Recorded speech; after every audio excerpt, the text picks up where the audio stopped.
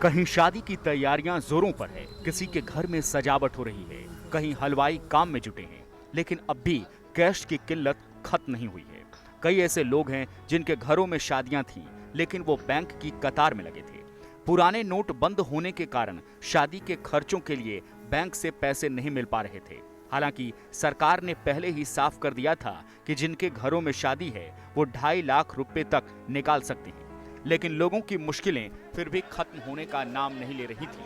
ऐसे में आरबीआई ने बैंकों को अब नई गाइडलाइन जारी की है, जिससे उन लोगों को आसानी से कैश मिल सकेगा जिनके घर परिवार में शादी ब्याह है।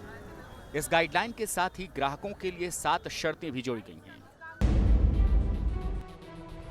जिनके घर में शादी है वो अपने अकाउंट से 2.5 लाख रुपए तक निकाल सकते हैं, लेकिन शर्त ये है कि ये पैसे आपके अकाउंट में 8 नवंबर से पहले जमा हुए हों। यानी जिस दिन सरकार ने नोटबंदी का फैसला लिया उसके बाद अपने अकाउंट में पैसे जमा कराए हैं तो आप सरकार की इस रियायत का फायदा नहीं उठा पाएंगे। बैंकों से ये रकम वही निकाल सकते हैं जिनकी शादी हो, यानी वर और वधू या फिर उनके माता पिता। अगर कोई रिश्तेदार बैंक से इस शर्त पर पैसे निकालना चाहे तो उसे पैसे नहीं मिलेंगे।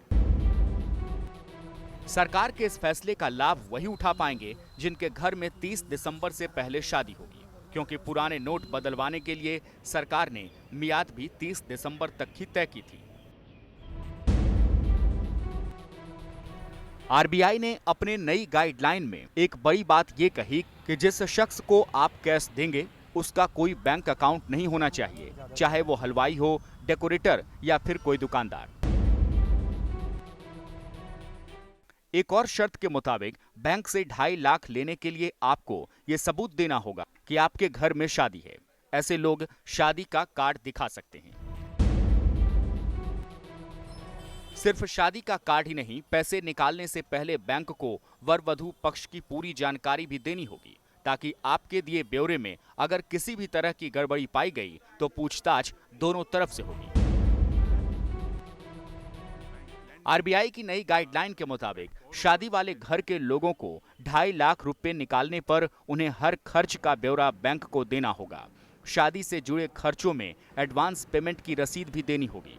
शादी में जिन लोगों को आप कैश में भुगतान करेंगे उनसे रसीद लेनी होगी। अगर रसीद नहीं है तो उनसे लिखवाना होगा कि उनका किसी बैंक में खाता नहीं है। हालांकि कैश के लिए आरबीआई की इन शर्तों से कई लोगों को परेशानियां भी हो सकती हैं, लेकिन कुछ लोग इसे सरकार के सकारात्मक कदम के तौर पर भी देख रहे हैं।